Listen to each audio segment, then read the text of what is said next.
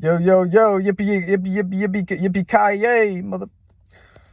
What's going on, guys? So, I just got done with another one of those good old affirmation sessions. I'm going to have to come up with a new name for these because really it's kind of taken on its own twist over the time. So, what I'm coming on here to talk about today is actually an idea that I had a couple of days ago, but through the process of repeating my affirmations today, I was reminded of them again because it happened again, only more strongly this time. Uh, so one of the realizations that I had was that as I'm reading these words and I'm feeling them, uh, actually, no, that's false. Okay, let me backtrack a little bit.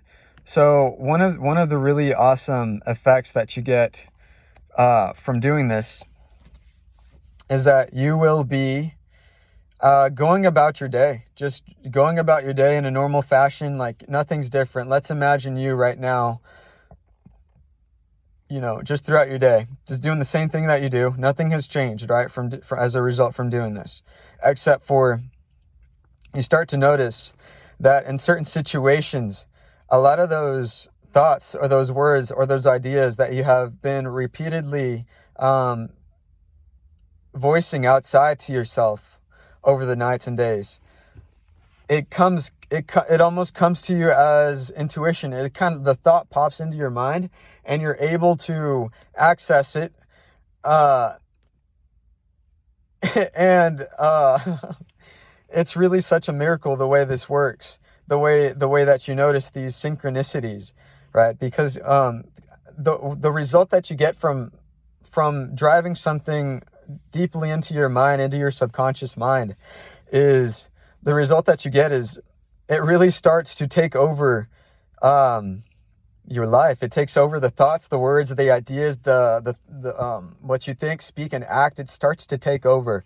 It's almost like the you that you have been identifying with all along is going away. The false part, the part that was holding you back, is evaporating in the background. It's just fumes, and then it's almost nothing. And what takes over, what gets replaced by, is a more authentic version of you. It's the original self that you were called on this earth to be. And that sounds so hippy dippy, so I'm going to basically translate that into a hopefully more digestible way of thinking of it. So what I mean by that is, what I mean by having a part of you that is almost burning off, what I mean by that is that all of the dreams that we have, all of the goals, the reality that we want to have, that we don't tell anyone about, the way that we see ourselves, that we don't necessarily want to display to anyone in a written form, or just talking to them about it. We would rather have people see it in us, just us be an example of it. Because real virtue is not being aware of virtue. And so that's how you know when someone's on that path, is when they're not, I don't know, I feel like I've gone on a tangent now. Oh gosh, okay. No, I guess it's making sense. Fuck it. But yeah, I hope that makes sense. So let's say that one of the truths or beliefs that I'm really trying to engage in, that I'm really trying to have be a part of the core of who I am, is let's say one of those beliefs that I'm trying to incorporate into my life is called I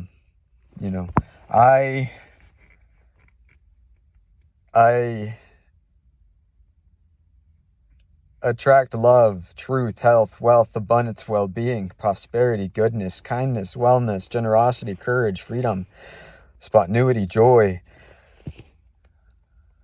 passion, compassion, influence, persuasion, purpose, awareness, heightened awareness and consciousness and excitement.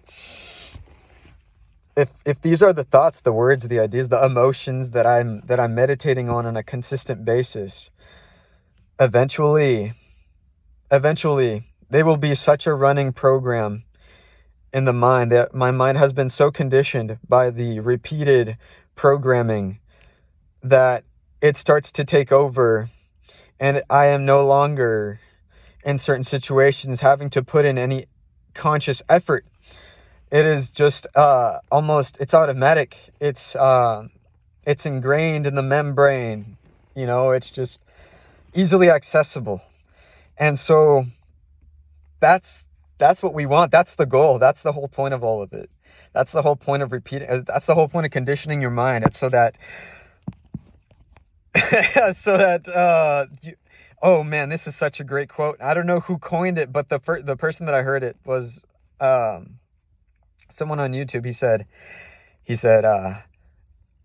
we want to make the subconscious conscious. We want to be conscious. No, man. Oh, it's such a good quote, guys, but I cannot remember it right now. This video's going on long enough. I'm just going to cut it off right there. If you tuned in, thank you. I hope I brought some kind of value or relief at all. This was honestly nice for me to do. So anyways, y'all have a good night. See you on the next one.